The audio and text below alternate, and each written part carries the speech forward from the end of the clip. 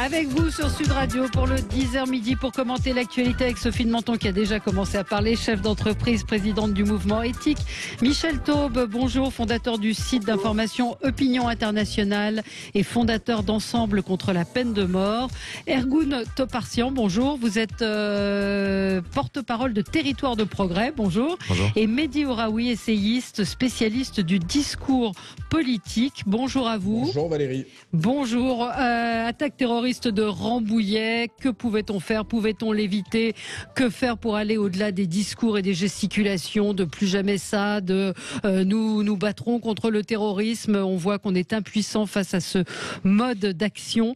Rentrée des classes, est-ce bien raisonnable? C'est la question que posent un certain nombre d'épidémiologistes et qu'on peut se poser quand même au vu des chiffres qui ne semblent pas vraiment baisser. Le plateau est assez haut malgré tout. Et puis Sarah Limi, faut-il changer la loi? On en parle avec vous.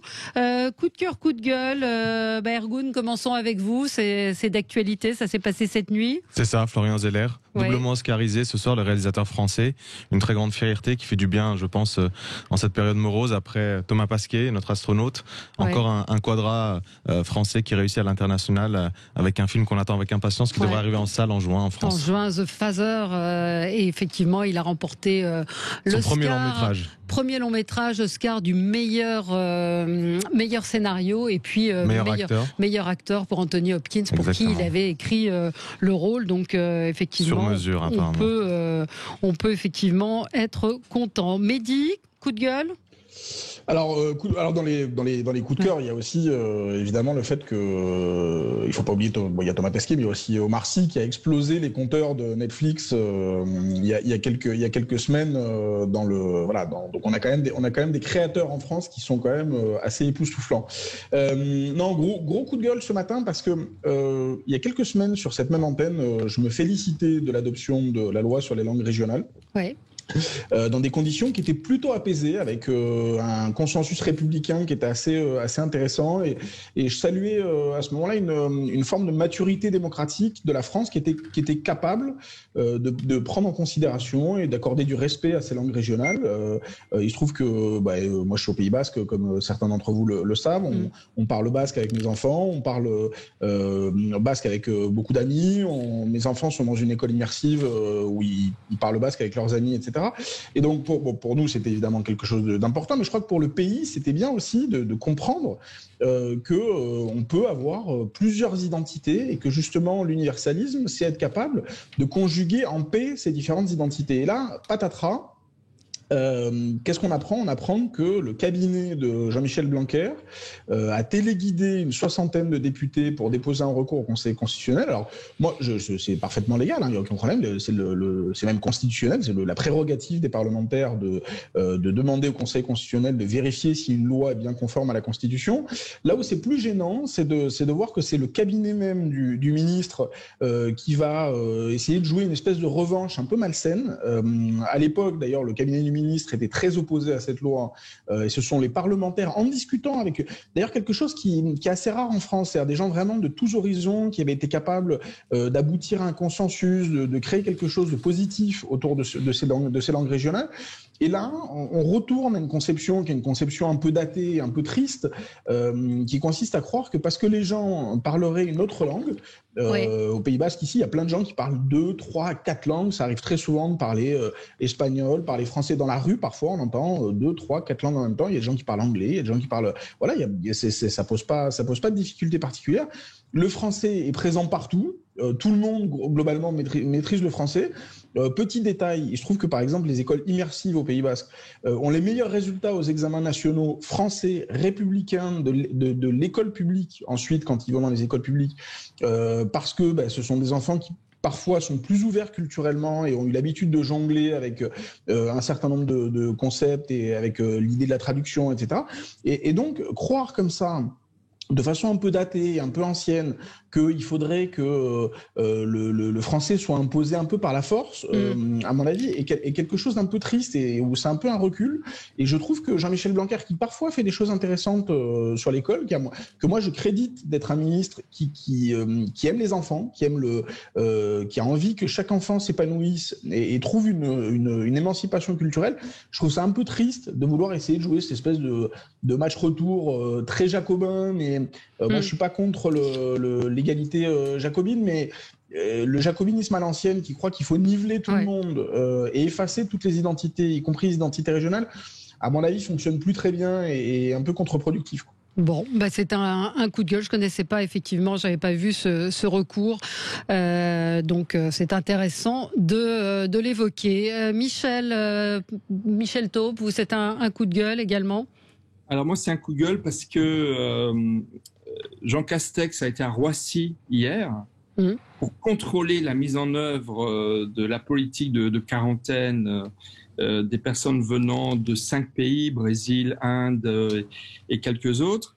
Et alors, je me demande pourquoi il y a été, puisqu'il a dit en même temps que, d'après ces informations, les variants brésiliens et indiens seraient en recul. Donc pourquoi a-t-il perdu du temps à s'y rendre s'ils sont en recul, ce qui à mon avis est très... Et ce qui est faux, j'ai entendu ce matin quelqu'un qui faisait du fake news checking, pour parler bien anglais, et en fait on est passé de 3,7 à 4,5 en taux de circulation. Donc c'est totalement faux ce qu'il a dit. Mais alors, incroyable. La source, c'est le Parisien aujourd'hui en France. Et je trouve ça tellement symptomatique même pas du double discours. D'un côté, le discours de communication politique du gouvernement et de l'autre côté, la réalité. À Roissy, il y a une zone qu'on appelle la ZAPI. C'est le lieu où les personnes qui sont en transit d'un aéroport à l'autre sont isolés le temps de savoir s'ils sont porteurs du Covid, le temps de faire un test si jamais ils ne l'ont pas fait, et aussi des personnes dont les compagnies aériennes refusent qu'elles reprennent l'avion lorsqu'elles sont en transit, parce que justement elles viennent d'un pays où il y a une tension sur le Covid. Il y a des dizaines de personnes qui sont dans cette zone que l'on appelle la ZAPI. Cette zone est gérée par des salariés de la Croix-Rouge qui, ce week-end, ont exercé leur droit de retrait en disant que pour aller travailler là, elles prenaient trop de risques parce que les personnes qui sont isolées pendant quelques jours, beaucoup refusent, écoutez bien, refusent de se soumettre à un test de dépistage. Et elles ont le droit d'y refuser. Donc elles font un recours devant le juge administratif, qui est le juge de la circonscription de Bobigny, préfecture Seine-Saint-Denis. Et qu'est-ce qui s'est passé vendredi ? 18 des 52 personnes passées devant le juge ont été libérées par le juge, alors qu'on ne sait pas si certaines d'entre elles ont le Covid. Ouais. Franchement. Non, mais c'est vrai, Michel, il y a depuis le départ une gestion dans les aéroports qui est au-delà de l'imaginable. On a été les premiers les derniers à avoir des tests antigéniques. Il faut quand même rappeler que la semaine dernière. Sophie, là, c'est pas d'avoir les tests ou pas. Oui, là, ça s'aggrave. Oui, je suis d'accord. Il y a les zones. On ne peut même pas contrôler. Oui, je sais. Oui.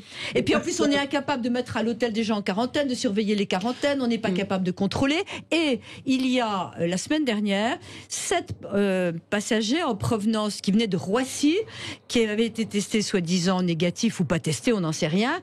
Que la Belgique a refusé. Les 7 étaient positifs. Ouais. Je veux dire, nous sommes une passoire. Je ne comprends pas. Augustin de Romanet, que j'ai interpellé là-dessus, qui est le président des aéroports de Paris, ne fait que suivre. C'est là qu'on s'aperçoit de l'état profond. Je veux dire, il suit vaguement les consignes de l'ENA, pardon, le lapsus. Oui, c'est intéressant comme lapsus. Le lapsus, il suit les consignes de l'État. Il n'a pas osé, il n'y avait pas les masques au début. C'est sans arrêt un retard énorme et une inefficacité terrible. Et c'est dans tous les domaines. On est dans le même système pour les tests, pour les écoles, pour les autotests pour les écoles. On a refusé aux entreprises de s'équiper. On est en retard sur tout. Qu'est-ce qu'on fait mais là, sur Roissy, c'est quand même ce que raconte Michel est quand même absolument ahurissant. Horrible. Oui, mais enfin, on est président de la République, Valérie, vous et moi. Oui. À la seconde, on écoute Sud Radio. Oui, voilà. Qu'est-ce qu'on fait? On téléphone immédiatement, on dit vous me réglez ça tout de suite. C'est pas possible. Michel. Non, le problème là, c'est pas le retard. Là, on n'est pas en retard. Là, on n'exerce pas les moyens dont on dispose. Alors comment on fait? C'est beaucoup plus grave. C'est beaucoup plus grave. Et le pire que tout, c'est que le Parisien a sollicité le ministère de l'Intérieur, le ministère de la Santé, l'aéroport de Paris. Personne n'a voulu leur répondre. Alors vous avez d'un côté des agents de la Croix-Rouge qui exercent leur droit de retrait. Alors je les comprends, je les respecte, mais enfin quelque part, moi ça me gêne un petit peu quand même aussi, parce que la Croix-Rouge, ça n'est pas n'importe quelle organisation. Ce n'est pas une association loi 1901 comme les autres. Elle a un statut quasiment semi-public. Donc quelque part, moi, ça me gêne qu'il y ait ces droits de retrait. Mais enfin, ceci dit, je respecte. Vous êtes face à des gens qui respectent pas. Absolument. Non, mais le résultat, Valérie, c'est que ce sont les policiers. Encore une fois, qui se retrouvent seuls à gérer ces personnes. Donc c'est quand même, je le maintiens. Moi, ça me pose un problème. Quand même, ça m'interroge. En tous les cas, je me permets de m'interroger. Et je demande par la voix de Sud Radio que le ministère de l'Intérieur nous dise exactement qu'est-ce qui s'est passé ces derniers jours, combien de personnes, qu'il confirme bien que ces 18 personnes ont été libérées, qu'on les recherche, qu'on leur fasse un test, parce que ces personnes qui viennent de pays étrangers, si elles ont le variant indien, si elles ont le variant brésilien, enfin c'est extrêmement grave. Ça veut dire que dans une semaine, 15 jours, on aura de nouveau cette contamination qui va redoubler. Je pense que c'est vraiment très grave. Allez, on va marquer une pause, c'est l'heure du journal et on se retrouve dans un instant. Avec vous sur Sud Radio pour le 10h midi avec Mehdi Ouraoui, essayiste, spécialiste du discours politique, Michel Taube, fondateur du site d'information Opinion Internationale et vous êtes également fondateur d'Ensemble contre la peine de mort. Sophie de Menton, chef d'entreprise, présidente du mouvement éthique et Ergun Toparslan.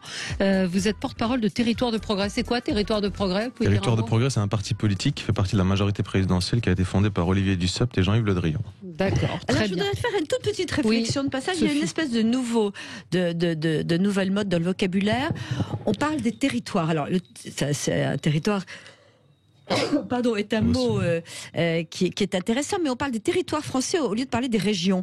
Il y a un territoire qui est la France, et je trouve absolument lamentable. Maintenant, je suis sur le territoire de Vendée, où on est dans les territoires, et je trouve que c'est un mot qui a perdu son sens et qui n'est pas intéressant pour les régions et qui dénote, je pense, une perte de sens. J'ai l'impression que c'est l'inverse. Je sais pas, peut-être M. Ouari nous dira un peu plus dans le discours politique comment est ressenti le mot territoire, mais c'est plutôt valorisant. Pas pour tout, mais les territoires de France, je trouve pas ça valorisant.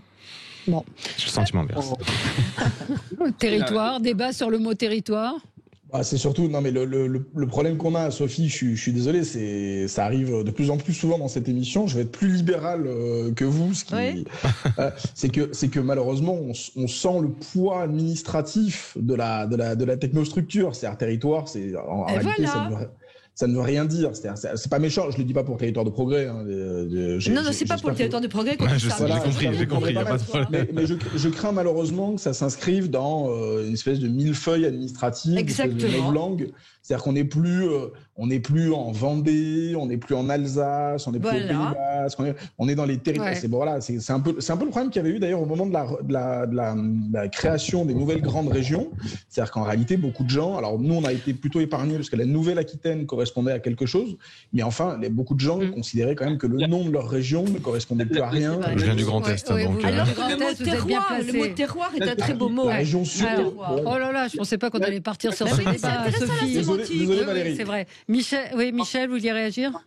Je suis obligé de réagir parce que comme mon accent ne l'indique pas, je suis alsacien et les Alsaciens ont réussi le tour de force. je ne sais pas si tous les auditeurs de Sud Radio le savent, que le 1er janvier 2021 est née la collectivité européenne d'Alsace. C'est vrai. Et justement, la région du Grand Est, création de François Hollande, n'avait pas de sens sur le plan historique, patrimonial, linguistique, etc., que les Alsaciens se sont littéralement rebellés et ont obtenu d'Emmanuel Macron la recréation de la région Alsace, dénommée aujourd'hui Collectivité européenne d'Alsace. Et pour rebondir sur le coup de gueule de Mehdi Ouraoui, effectivement, moi je suis d'accord, on peut parler plusieurs langues et être excellent en français et un très bon français, ça m'a jamais posé de problème, mais encore faut-il, avec l'enseignement d'une langue, épouser aussi les valeurs de la République française. Ce dont je ne doute pas pour les Alsaciens et les Basques, mais vous voyez ce que je veux dire. Allez, on va parler de l'attaque terroriste à Rambouillet. Comment l'éviter? Pouvait-on l'éviter? Comment sortir de ces grandes déclarations de la République ne se laissera pas faire et que malgré tout, cela arrive quand même à chaque fois? Rentrer des classes avec un plateau de contamination qui reste tout de même assez élevé. Et puis, Sarah Halimi, est-ce qu'il faut changer la loi?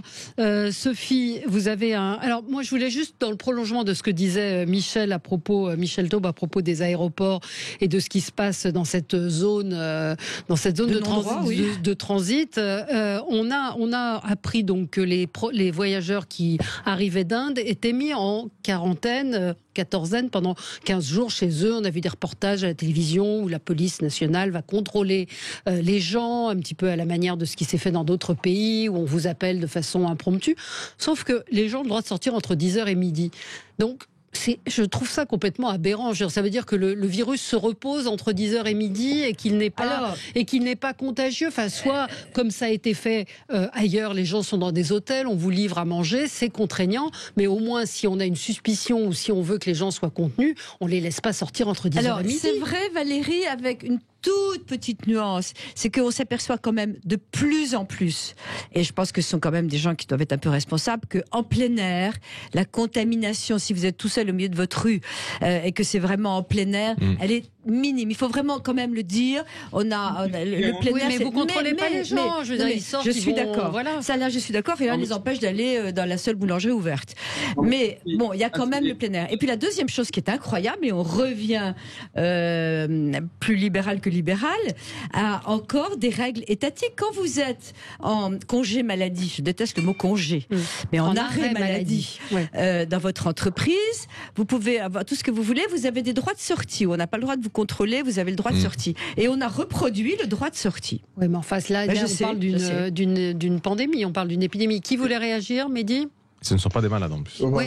Si je dois réagir à quelque chose, c'est à ce que Sophie vient de dire sur le fait qu'elle déteste le mot congé. C'est que quand même, il faut pas. En matière de maladie. Non, c'est pas. Personne ne parle de congé maladie. Ce sont des arrêts maladie. Tout le monde parle de congé maladie. Non, mais je crois qu'il y a quelque chose dont on parle régulièrement ici, mais qui est une chose très intéressante. C'est le hiatus et le fossé qui existe. C'est même plus un hiatus. Pour le coup, c'est un gouffre entre à la fois des déclarations gouvernementales qui sont des déclarations généralement martiales. Nous sommes en guerre, nous prenons des décisions, le Conseil de défense prend des décisions, etc. Donc, l'idée qu'il y ait une espèce de pouvoir très efficace parce qu'il est très centralisé, parce qu'il est très concentré entre les mains de quelques-uns, qui seraient plus intelligents que la masse, etc.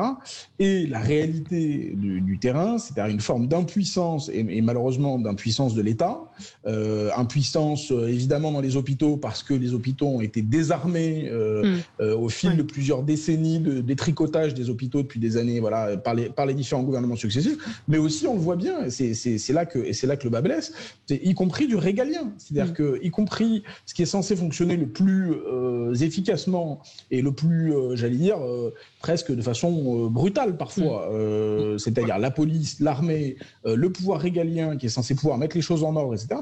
Même ça ne fonctionne plus. Et donc, moi, je crois, et je finis là-dessus, je crois malheureusement que ça crée dans la tête d'un certain nombre de nos concitoyens, et à juste titre, une très grande angoisse parce que on ne peut qu'avoir peur quand on voit que la principale force qui est censée protéger le pays est totalement désorganisée et souvent, malheureusement, désarmée par le pouvoir politique et par les décisions hiératiques et en permanence changeantes du pouvoir politique. Donc, je crois vraiment qu'il ne faut pas sous-estimer la très grande angoisse que ça peut créer dans la tête des citoyens. Ouais. Michel Taube. Alors, tout à fait d'accord, mais j'aimerais compléter ce que disait Valérie.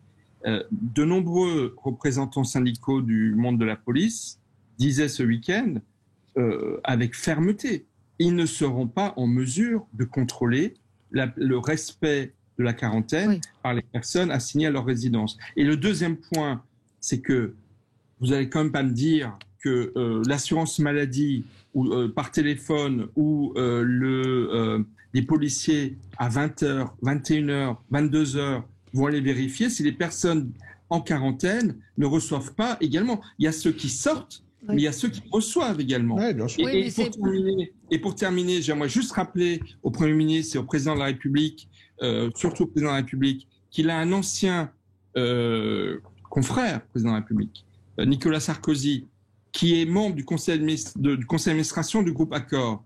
Comment est-ce qu'ils n'ont pas encore réussi, comme c'est le cas dans de nombreux pays, à ouvrir les hôtels de Roissy pour que les personnes soient mises en quarantaine dans ces hôtels-là et que cela facilite... Mais ils l'ont proposé, Mercure a proposé, ils l'ont proposé les hôtels. C'est scandaleux, c'est absolument scandaleux, c'est inadmissible. Ergun Toparslan. Il y a un sujet, c'est également la responsabilité individuelle qui est importante là-dedans. Il faut pas perdre de vue que les voyages internationaux, sauf cas impératifs, ne doivent pas avoir lieu. Les voyageurs doivent faire attention à ça, doivent faire leurs tests PCR et les porter avec eux. Les compagnies aériennes, au départ des voyages, doivent vérifier tout cela, ainsi que les pays de départ. Mais évidemment, le fait qu'ils arrivent à Roissy avec des situations et ils passent au travers des mailles du filet, c'est tout à fait déplaisant. Ce qui est certain, c'est que on ne pourra pas, on n'a pas vocation à avoir un policier, un agent administratif 24 heures sur 24 sur des personnes qui doivent être en quarantaine. Non, mais vous avez la menace tout de même de savoir ou le risque de sortir et d'être ces 1 500 € d'amende. Donc vous savez que vous pouvez être contrôlé. En principe, vous vous tenez à carreau. Mais... Voilà, donc c'est sûr que le risque zéro n'existait pas. Il y en aura certains qui vont pas respecter ces règles-là. En tout état de cause, la position de force qu'on doit avoir, c'est l'intransigeance quand en termes d'amende quand ces personnes seront contrôlées et faire confiance malgré tout à nos concitoyens qui ont fait beaucoup d'efforts jusqu'à aujourd'hui. On a besoin de l'engagement de chacun pour sortir de cette situation malgré tout. Je pense que ça amuse personne d'être en quarantaine, de pouvoir encore respecter un confinement. Non, mais ces 2 heures me paraissent totalement absurdes et incohérentes. Soit ils sont malades, soit on les ils sont garde. Pas malades, en principe. Pas malades, non, mais soit ils sont en quarantaine par sécurité. Mais... Soit il y a des consignes extrêmement strictes sur les 2 heures. Absolument, mais c'est le en même temps. Sophie, rapidement, votre coup de gueule. Oui. Eh bien, écoutez, je suis très choquée par le bonus du patron d'Air France. Les Pays-Bas, oui, on peut être chef d'entreprise et très sensible à ses excès. Il a un bonus, d'ailleurs, que les Pays-Bas refusent. Il a quand même une prime de 2 millions d'euros. Ce qui est invraisemblable alors qu'il y a des salariés de KLM qui ne sont plus salariés d'ailleurs. On menace de plus aider la compagnie aérienne, mais quand même cette prime en action de 2 millions d'euros accordée aux plus hauts dirigeants d'Air France, alors que la société elle est complètement maintenue à flot par les aides de l'État. Qu'il y a un millier de travailleurs de KLM qui ont soit perdu leur emploi, soit fait des sacrifices, etc. Même si le président a renoncé un peu à accepter de baisser son salaire, il y a un moment où je pense que dans les entreprises de cette taille... Et alors, attendez, parce qu'il a renoncé à... C'est la dérive gauchiste de Sophie. Voilà, on a un Mehdi... quand j'ai une dérive éthique, au contraire. Voilà, on a un Mehdi qui est libéral et une Sophie qui devient... Excusez-moi, c'est pas ce qu'on va dire au début. En plus, il faut quand même savoir qu'il a renoncé à certaines primes, etc., qui sont mis de côté pour après. Donc, si vous voulez, moi, je me bats pour les entreprises. Je pense que on les laisse pas vivre, etc. Mais il y a des boîtes de cette taille. Comment est-ce que l'État peut accepter ça ? Sophie, Oui. Là, pour le coup, vous prenez un cas particulier. On parle de 2 millions d'euros, qui est tout à fait choquant. Hein. Moi, je trouve ça absolument scandaleux quand on connaît l'État. Mais c'est scandaleux de la part de tout le monde, de l'État, des actionnaires, de tout le monde. Non, mais quand on connaît l'État d'Air France KLM et quand on connaît les montants qui sont réinjectés et qui ont été réinjectés à 2 reprises, et notamment par la reprise des dettes des entreprises, avec en plus un montage extrêmement compliqué demandé par la France à la Commission européenne, etc. Donc, quand même, la prime est absolument indécente. Mais c'est aux Pays-Bas, hein, Sophie. Non. Mais attention, ils sont aidés par les aides françaises, etc. Sophie, je vais juste compléter. C'est que, il y a quand même place depuis 1 an et demi maintenant avec le début de cette pandémie, c'est que moi je me souviens que dès le début de la pandémie, on a su parce que ça pour le coup le choc économique a été anticipé très vite, on a su que toute l'économie allait être mise à l'arrêt et qu'il y aurait un choc pour les entreprises qui serait extrêmement violent, qu'on serait obligé de tous mettre la main à la poche.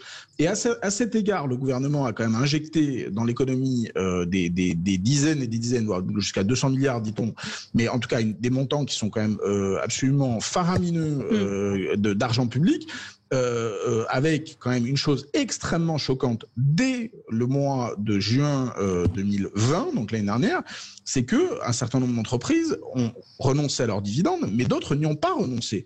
Et donc il y a quand même un certain nombre d'entreprises qui savaient très bien... Les dividendes, c'est autre chose encore, c'est un autre sujet. Elles allaient être confrontées à des difficultés absolument majeures économiquement et qui quand même ont versé à leurs actionnaires des dividendes absolument monstrueux pour certains. Et notamment, je finis là-dessus, et je pense notamment à certaines entreprises du domaine de l'assurance où on savait très bien que les assureurs seraient sollicités par un certain nombre d'entrepreneurs, et je pense notamment aux restaurateurs. Oui, c'est très compliqué comme question. Parce que les restaurateurs, s'ils sont fermés pendant 10 ans, l'assurance ne peut pas payer. Non, mais d'accord. Sauf que l'assurance ne peut pas payer, mais enfin, on n'est pas obligé de se verser des dividendes pendant que les restaurateurs français crèvent. Juste par une phrase pour répondre à ça. Une phrase. La question des dividendes est une autre question. Les entreprises vivent de l'argent des actionnaires. Si on verse plus du tout de dividendes nulle part, les bourses s'effondrent. Nous tenons encore dans le monde avec des bourses, même si on n'aime pas les bourses, qui fonctionnent et c'est compliqué. Bon, on va pas faire ce débat-là. Pas si à gauche que ça finalement. On va pas faire ce débat-là, ce bonus de 2 millions d'euros. Voilà, j'étais sur le point du bonus qui est scandaleux. Allez, on se retrouve dans un instant. Attaque terroriste à Rambouillet, une de plus, ressortissant tunisien qui a donc égorgé une femme policier. À tout de suite. Avec vous sur Sud Radio, on a pris un petit peu de retard. Mehdi Ouraoui, Ergun Toparslan, Michel Taube et Sophie de Menton sont là. Un ressortissant donc tunisien de 36 ans, arrivé clandestinement en France en 2009, titulaire depuis 2020 d'une carte de séjour temporaire, a tué à coups de couteau, on peut dire égorgé, une agente du commissariat de Rambouillet. Comme à chaque fois, tout le monde, tous les politiques montent au créneau. Le ministre de l'Intérieur qui dit nous ne laisserons pas faire, la République est debout, etc. Sauf que force est de constater qu'on est assez impuissant devant ce type de radicalisation qui semble assez incontestable quand on écoute ce que déclarait Jean-François Ricard, le procureur national antiterroriste. Ergun Toparslan. Moi, je ne suis pas complètement d'accord avec vous sur les mots et la force des mots que peuvent tenir les ministres de l'Intérieur et le président de la République, parce que dans cette guerre, qui est une guerre totale, il y a une part de communication et c'est un terrain sur lequel ils nous attaquent constamment. Et leur communication, les discours, les vidéos qu'ils font, ils sont constamment dans cette volonté de rabaisser la France. Et nous, on a besoin d'une réponse, de la prise de parole forte de notre président de la République, également de nos ministres, et surtout pour montrer qu'on est à côté de nos forces de l'ordre, mais également pour montrer à l'ennemi que malgré leurs attaques, même s'ils arrivent à passer à travers les mailles du filet, on saura répondre, on va répondre, on cédera pas. Moi, j'ai envie d'entendre des discours qui disent aussi on va gagner. Parce qu'on ne fait pas rien non plus. Il y a 35 attentats qui ont été déjoués depuis 2017. On améliore notre arsenal législatif, on améliore tout ce qui est les moyens de nos forces de l'ordre. Évidemment, ça suffit pas parce que eux, ils s'adaptent. Ils font des radicalisations individuelles, des actions individuelles, en traître par derrière à une femme pendant la pause de midi. c'est la lâcheté la plus énorme. Il y en aura d'autres, ils vont continuer sur ce chemin-là, et nous, on doit tenir un discours, et en plus de soi, on doit accompagner un arsenal législatif et faire la guerre, comme on le fait sur tous les terrains, au Sahel, dans la zone syro-irakienne, sur les réseaux sociaux, sur notre territoire, sans relâche, et en tenant un discours fort avec des mots forts. Alors, je suis assez d'accord sur le fait qu'il faut répondre à leur communication par une communication de force. Cela dit, le problème, c'est que le peuple français n'y croit pas, et que effectivement, il n'y croit pas parce que c'est impossible de suivre des gens qui ont des bouffées délirantes, parce que alors ça, on y reviendra sur un autre sujet, mais même pour aller, et quand vous dites qu'ils sont lâches, c'est pas forcément perçu comme ça, parce que les mecs, ils vont se suicider. Il a regardé avant d'y aller des films en disant qu'il allait avoir le paradis, et ce sont des martyrs. Donc les martyrs ne sont pas a priori des lâches, malheureusement, ou en tout cas, ils sont en tout cas sérieusement. C'est pas une guerre conventionnelle, quoi. C'est pas une guerre conventionnelle. Donc c'est très injuste de dire que on peut lutter contre ça. Je vois vraiment pas comment on peut lutter contre des individus isolés. C'est la pire des. Avec le renseignement, et il avait été repéré tout de même. Il y avait surtout des équipes de police de proximité qui étaient vraiment sur le terrain au plus proche et qui arrivaient à capter des signaux faibles. Sauf que là, encore une fois, c'est assez spécifique à Rambouillet, il n'y avait même pas de signaux faibles par rapport à la radicalisation de ce monsieur-là. Donc le travail qu'on peut faire, l'amélioration qu'on peut avoir sur cette proximité, sur cette capacité à capter les signaux faibles. Oui, Mehdi. On a un petit désaccord, parce que c'est pas vrai qu'il n'y avait pas de signaux faibles. D'ailleurs, les signaux faibles sont des signaux très intéressants quand on les regarde. Moi, j'invite tout le monde à aller lire l'article du journal Le Monde sur l'itinéraire du terroriste. C'est-à-dire qu'on voit bien que c'est quelqu'un qui s'est nourri quand même, notamment de tout le discours sur l'islamophobie. C'est-à-dire que moi, à un moment donné, on peut pas, attentat après attentat, continuer à se raconter que les choses... Donc on est responsable, c'est ça, la société française est responsable, la société française est responsable. Excusez-moi, je me suis mal exprimé, ou vous avez mal compris. C'est que c'est quelqu'un qui a été abreuvé du discours qui dit que la France est islamophobe, que les musulmans sont maltraités. Quand on regarde, Le Monde est allé abreuvé par qui ? Est allé décortiquer les publications notamment sur ses réseaux sociaux. Il ne publiait il publiait du Mediapart, il publiait des publications qui indiquaient que la France était un pays islamophobe. Et donc, à un moment donné, il faut aussi que les collaborateurs de l'islam politique rendent des comptes. Moi, je suis désolé, on ne peut pas aller de mort en mort, de Samuel Paty en Charlie Hebdo, d'attentats contre Ozar Hatorah, en attentat du Bataclan, et que systématiquement des gens arrivent pour nous expliquer que le problème numéro 1 en France, c'est l'islamophobie. Moi, je suis désolé, ce que je vois bien, c'est que on a une partie de la classe politique aujourd'hui qui se tait et qui ne dit rien parce qu'elle est gênée de dire les choses. On a là quelqu'un qui s'est radicalisé, et qui s'est radicalisé à partir du discours, non pas des islamistes de Syrie ou d'Irak, mais qui s'est radicalisé à partir du discours d'un certain nombre de politiques français qui passent leur temps à raconter que nous vivons dans un pays qui déteste les musulmans. Moi, je partage ce point de vue. Alors que ce n'est pas vrai. Et je trouve ça extrêmement dangereux. C'est-à-dire que j'aimerais compléter. Moi, je salue ce que dit Mehdi, et j'aimerais le compléter. Michel Taube. Pourquoi cet assassin a choisi une policière comme cible ? Parce que sur les mêmes réseaux sociaux, dans les mêmes sources d'informations qui ont nourri la haine de ce monsieur, il y avait aussi un discours permanent de haine des flics. Et c'est ça qui, moi, m'a choqué. C'est que, en fait, la haine des policiers, comme l'a dit un sociologue à la une du Figaro, qui disait que s'attaquer à un policier, c'est s'attaquer au symbole des mécréants. Mais est-ce que les terroristes ont le monopole de la haine des flics ? Malheureusement, non. Vous avez aujourd'hui en France des dizaines ou des centaines de milliers de Français qui, tous les jours, sur les réseaux sociaux, nourrissent et entretiennent la haine des flics et le discours contre les policiers. Et donc, si cet homme a choisi un policier plutôt qu'une autre cible, c'est aussi parce que, sur ces réseaux sociaux, non seulement il a cru qu'il vivait dans un pays islamophobe, ce qui est complètement faux. Moi, je voudrais rappeler cette une de Jeune Afrique qui ne passe pas, pour moi, d'Assa Traoré, qui disait il y a 2 mois les Arabes et les Noirs en France ne sont pas en sécurité. Quelle honte d'avoir dit ça. Je suis d'accord. Mais cet assassin, il a lu cette tribune, il a lu cette une de Jeune Afrique, il y a cru, il est convaincu, Oui, c'est ça, il est exactement. convaincu de cela. Exactement. Et ce climat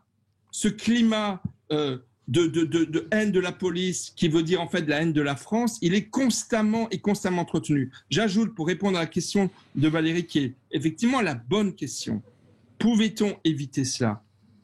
Alors évidemment, c'est très très difficile, mais on est en guerre. L'État, pour la lutte contre le Covid, a embauché avec l'assurance maladie des milliers de collaborateurs. Pourquoi est-ce que l'État, et j'aimerais savoir, depuis maintenant 5 ans, 10 ans, combien de personnes ont été embauchées pour surveiller les réseaux sociaux en permanence et être à l'affût de toutes les vidéos djihadistes et de tous les propos anti-français qui pullulent? Moi, j'aimerais savoir si l'État a été vigilant depuis que ce monsieur a assassiné une policière, savoir combien de Français sur les réseaux sociaux se sont félicités qu'il se soit payé un flic. Alors, on va continuer ce débat tout de suite après. On va continuer ce débat dans un instant et on rappelle que les autorités espagnoles avaient alerté les policiers, le gouvernement, d'une menace contre les policiers puisqu'Al-Qaïda promettait une récompense de 60 000 € en bitcoin pour la mort d'un policier dans un pays occidental. Donc, est-ce que ces menaces sont-elles suffisamment prises au sérieux? On en parle dans un instant. Avec vous sur Sud Radio pour commenter l'actualité, nous parlions de l'attaque terroriste de Rambouillet.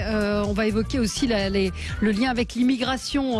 Ce matin, Vincent Trémollet-Villers dans le Figaro évoque le fait que si Jamel G avait été expulsé du territoire en 2009 et en 2019, tout cela ne serait peut-être pas arrivé.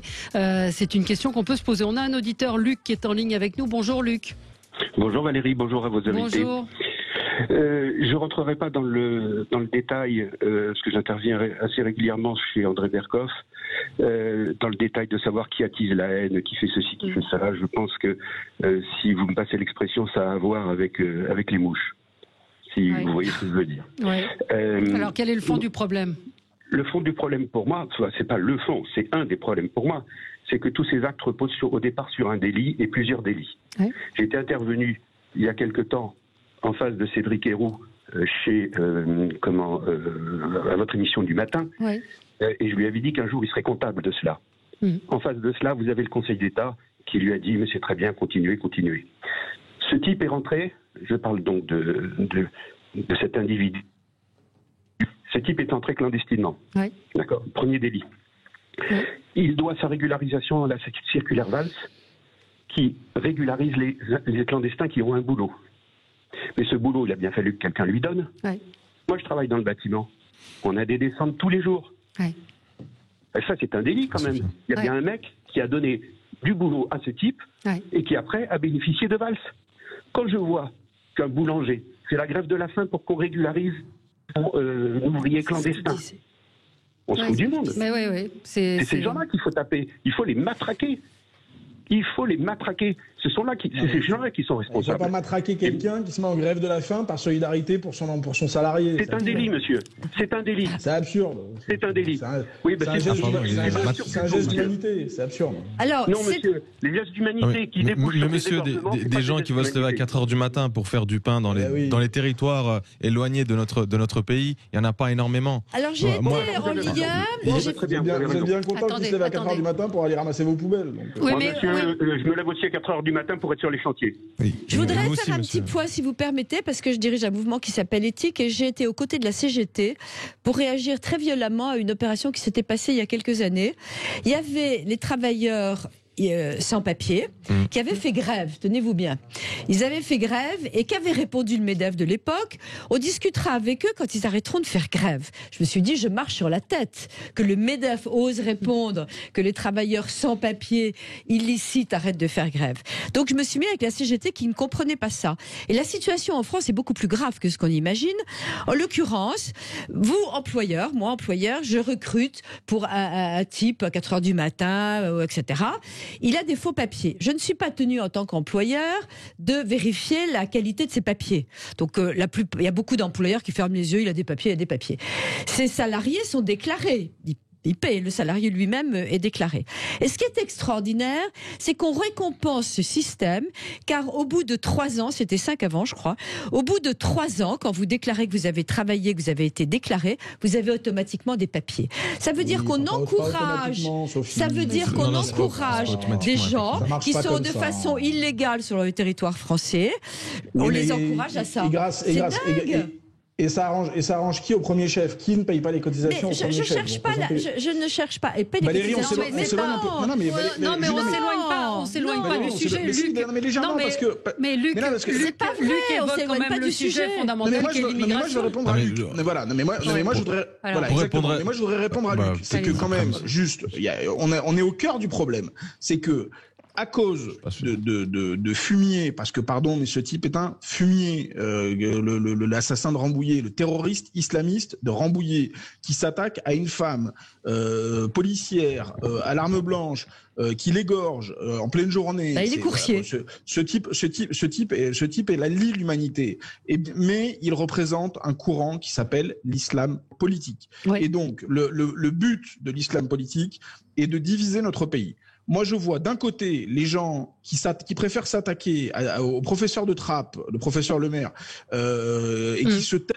Une policière est assassinée, et ces gens-là sont des collaborateurs de l'islamisme politique, les gens qui préfèrent toujours s'attaquer aux laïcs, qui préfèrent s'attaquer aux professeurs qui dénoncent une situation, qui préfèrent s'attaquer à la police plutôt que s'attaquer aux islamistes. Et je pense qu'il faut taper très dur les islamistes, beaucoup plus dur qu'on ne le fait aujourd'hui, mais je ne veux pas non plus qu'on fasse pour le coup des raccourcis. Il y a des millions d'immigrés dans ce pays qui se comportent parfaitement normalement. Bah évidemment, on le sait. Qui payent des impôts.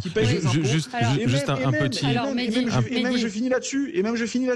Et même souvent, qui sont les premières victimes et les premiers remparts contre l'islamisme politique. Parce que vous croyez quoi?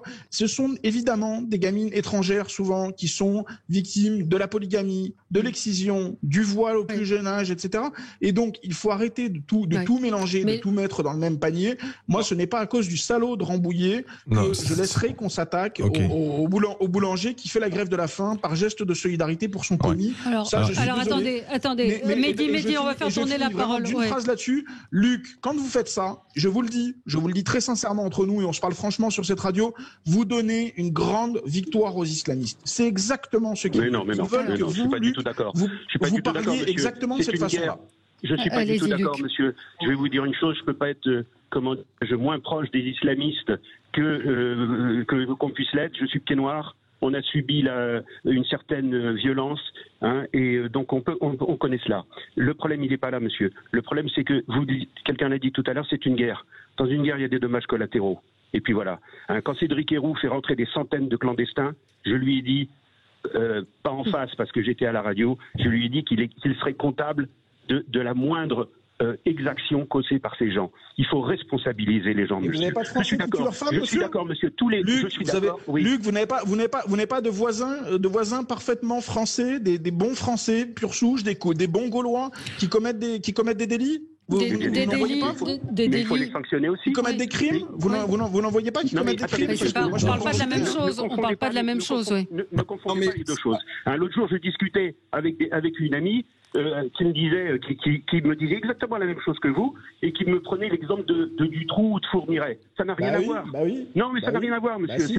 Non, ça n'a rien à voir. Il n'y a pas de projet politique derrière Dutroux et Fourniret. C'est là qu'est le problème. Et qu'aujourd'hui, l'islam politique, encore une fois, qui a armé ces gens.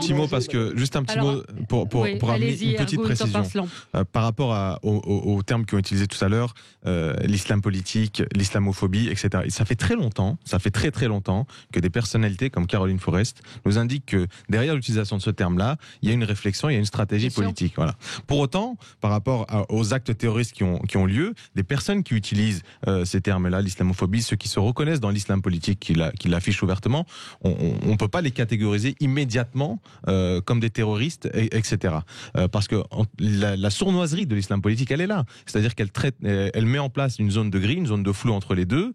Elle avance des termes, des pseudo-soucis de société dans des pays extérieurs comme les problèmes des musulmans en France, pour amener petit à petit les personnes dans l'islam politique, et ensuite au sein de l'islam politique qui est complètement divers, il y a différents courants, etc.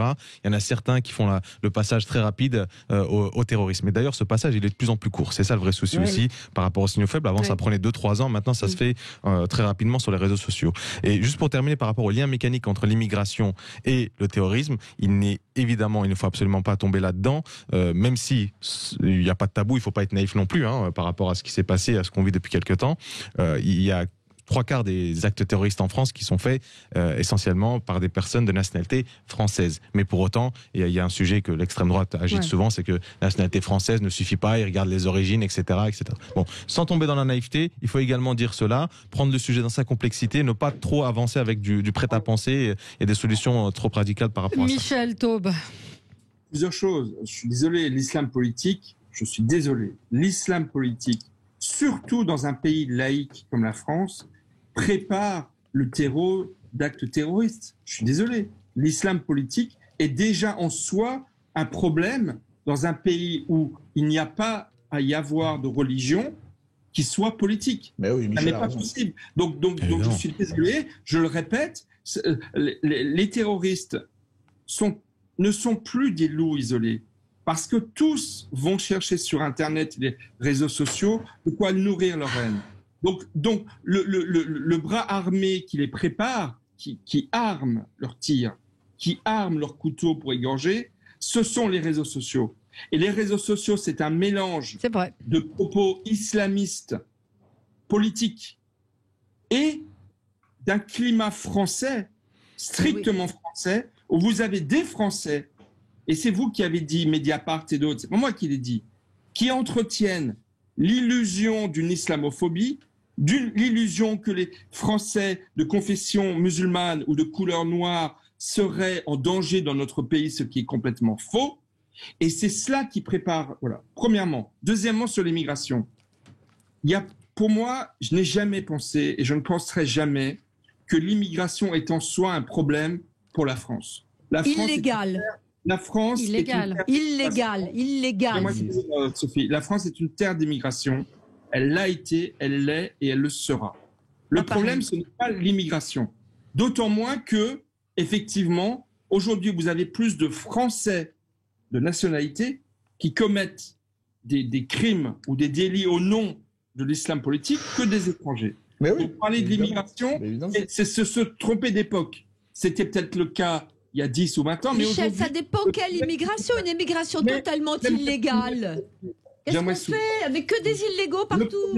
Le problème, ce n'est pas l'immigration. Le problème, ce sont les personnes qui, parmi les immigrés des Français, se radicalisent ou peuvent se radicaliser. Et je pense effectivement que tant que l'État... On ne peut pas laisser tout le monde rentrer sans papier illégalement, enfin. Sophie, arrêtez avec ça. Comment arrêter avec ça? Non, mais il n'y a pas de... Tous les pays ont le droit de maîtriser ses flux migratoires. C'est tout à fait normal. Laissez les flux migratoires. Laissez terminer, Michel, oui. Tant que l'État ne sera pas en mesure de filtrer les personnes étrangères qui pourraient se radicaliser. On n'en sait rien. Comment vous voulez faire ça? Comment vous voulez faire ça? Dans ce cas-là, il faut freiner. Non, mais attendez, je prends qu'un exemple. Les fichiers S. Les fichiers S. Sur les 11 000 fichiers S pour radicalisation, il y en a plus de 4 000 qui sont étrangers. Effectivement, ce n'est pas poser le problème de l'immigration en soi que de dire, je suis désolé, la France va faire le maximum pour expulser ces 4 000 étrangers fichiers S pour radicalisation, parce que nous n'avons pas les moyens de les surveiller suffisamment, et il faut faire pression sur leur pays d'origine, pression diplomatique, pression économique, pour qu'ils les reprennent chez eux. Bien sûr. Voilà ce qu'il faudrait faire. Il y en a eu 575 qui ont été expulsés, et dont 300 lors de la dernière année simplement. Oui, après, Valérie, moi je veux juste quand même rebondir sur la question de l'immigration. C'est-à-dire que, Sophie, pardon, moi je veux bien que les pompiers se fassent pyromanes, mais enfin, vous représentez un mouvement patronal, quand même, qui sont les principaux bénéficiaires de l'immigration illégale dans ce pays et qui l'alimentent depuis des décennies. ce sont quand même les patrons. Donc à un moment donné, il faut arrêter. Quel secteur? Le BTP, on parle du BTP? On peut en parler. Honnêtement, je travaille dans le BTP. Honnêtement, les entrepreneurs du bâtiment n'ont aucun intérêt à faire travailler énormément d'illégaux. Ils cherchent des gens. Est-ce que je peux répondre quand même? Je suis directement attaqué. Je voudrais répondre 2 minutes. Pas tous en même temps. Mais pendant des décennies, ça a été quand même un bon moyen de faire pression sur les salaires. Donc à un moment donné, il faut arrêter. Alors, je voudrais répondre à ça parce que c'est particulièrement de mauvaise foi. Je suis d'un mouvement qui s'appelle Éthique. Nous cherchons indéfiniment, au contraire, à trouver d'une part des salariés français qui veulent bien faire des tâches qui sont pas occupées alors qu'il y a du chômage, et effectivement se lever tôt, souvent le bâtiment, souvent des professions comme les éboueurs, etc., quoi, qu'ils ont très bien révalorisé les salaires. Donc oui, on ne cherche pas ça. On cherche des Français qui assument ce job. Ensuite, vous pouvez pas tout mélanger. Quand je dis évidemment que l'immigration était aussi une richesse pour la France. Je parle de cette immigration illégale où on entretient des gens qu'on ne peut pas nourrir, qu'on ne peut pas loger, qui font des ghettos, qui n'ont pas de quoi bouffer et qui se radicalisent. Ce n'est pas la même chose. Je finis. Ce n'est pas la même type d'immigration qu'une immigration comme on peut faire aux États-Unis. Je suis d'accord pour que s'il y a un boulot à donner, on donne une carte verte, il a le droit de rester en France le temps de ce boulot. Je veux dire qu'il y a quand même toutes les solutions qui existent. On est le seul pays passoire. On les renvoie pas. Et on n'a pas le droit de les employer, mais on les emploie quand même. C'est une catastrophe. Allez, on marque une pause. Certains auditeurs, un auditeur me dit allez voir dans les champs en ce moment ce qui se passe dans le sud de la France pour cueillir et ramasser. Ce ne sont que des travailleurs. Un peu d'étudiants quand même. Illégaux. Non, il n'y en a pas beaucoup d'étudiants en ce moment qui sont dans les champs. Allez, on se retrouve dans un instant. À tout de suite. Et on est ensemble encore pendant une dizaine de minutes. Rentrée des classes, est-ce bien raisonnable? On vous pose la question comme ça. 3 semaines de fermeture. Le gouvernement a décidé de maintenir son calendrier avec cette rentrée des classes pour les écoliers en primaire et en maternelle. Les collégiens et les lycéens attendront, eux, jusqu'au 3 mai. C'est essentiel de faire revenir les enfants à l'école, dit le ministre de la Santé. Je lis la Jean-Michel Blanquer, ministre de l'Éducation. L'infectiologue Éric Côme estime d'un point de vue sanitaire que le retour en classe est prématuré. C'est vrai qu'on est toujours sur un plateau très élevé. Mieux vaut 1% des classes fermées que 100% des écoles fermées. Je vous pose la question. Le virus circule aussi parmi les enfants.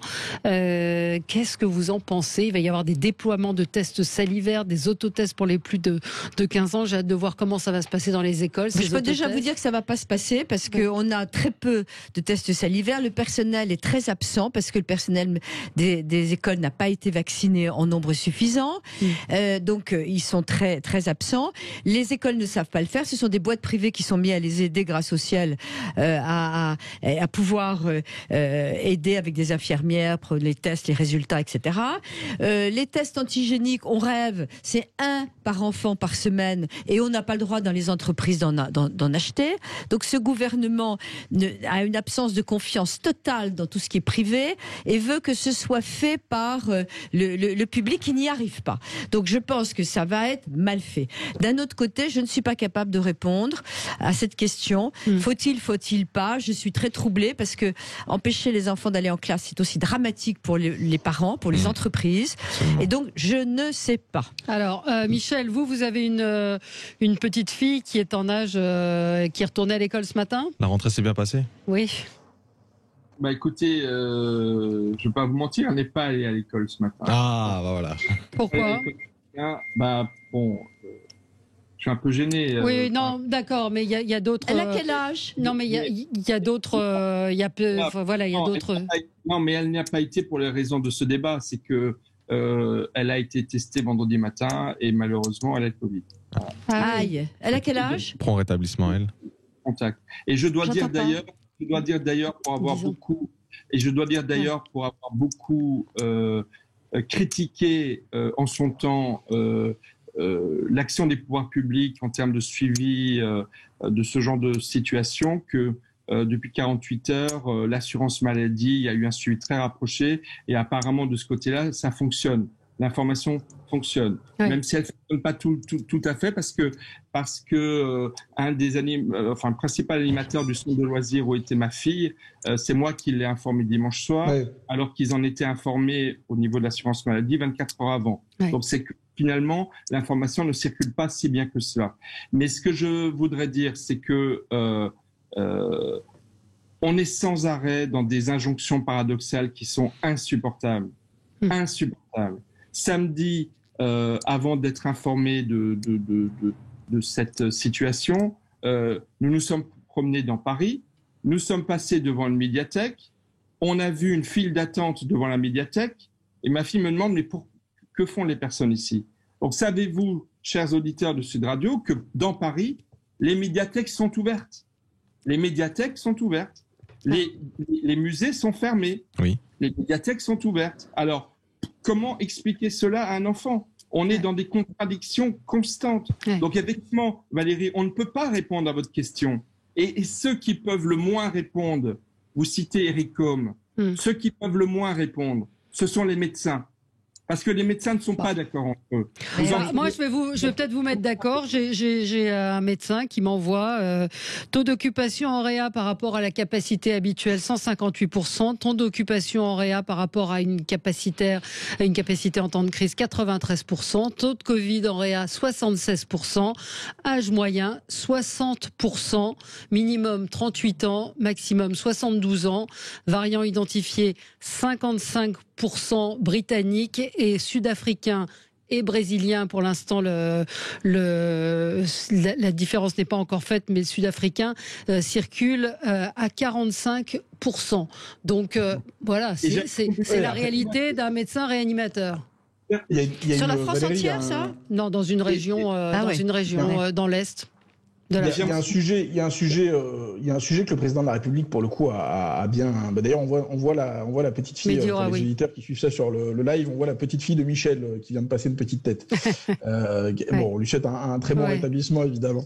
Pour le coup, il y a une situation qui est inextricable pour le président de la République, c'est qu'il a voulu confiner. Enfin, il ne voulait pas confiner, donc il a été obligé de le faire après tous les autres pays. Bon, avec une espèce de moulinet des bras comme ça, très régalien, très 5e République, qui n'a pas fonctionné. Donc un pari raté.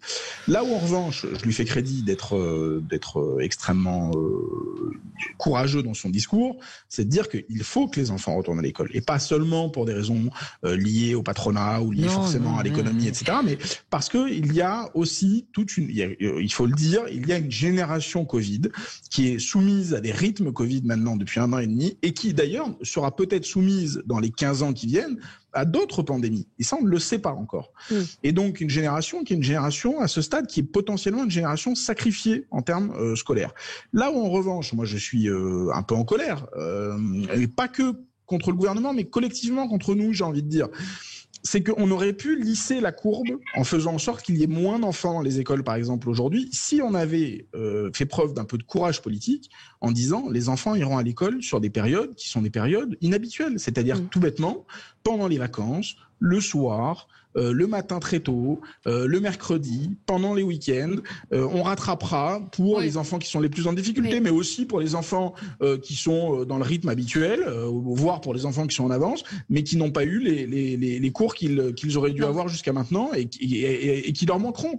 Et donc, on a un vrai sujet quand même, c'est qu'on a fait preuve, et là encore, je me retrouve plus libéral que Sophie, c'est un paradoxe, mais on a fait preuve d'une très grande rigidité administrative, là où il fallait de la souplesse. C'est-à-dire qu'il fallait dire, bon, on est face à un événement qui est un événement mondial que personne n'avait prévu, eh bien, on est souple, et donc on envisage, par exemple, effectivement que les classes soient moins remplies, mais qu'elles soient remplies aussi en juillet et en août, par petits groupes. Et là, on avait à la fois une solution éducative et une solution sanitaire. En fait, or, personne n'a voulu étudier ce genre de solution. Oui, mais là, la question, c'est une question politique. Ce que dit Eric Combe aussi, c'est je pense qu'il y avait d'autres choses qui ont porté cette décision, des phénomènes qui ne relèvent pas de la médecine. On suit les décisions politiques. Les chiffres ne sont pas encourageants. C'est à peine, on a à peine commencé à redescendre dans certains endroits et dire qu'on se relâche déjà, les précautions. Deux sujets là-dessus. Gouverner, c'est choisir, évidemment. Donc, le président de la République a fait des choix de ne pas confiner, parce que ce n'était pas un confinement, malgré tout, il faut l'indiquer.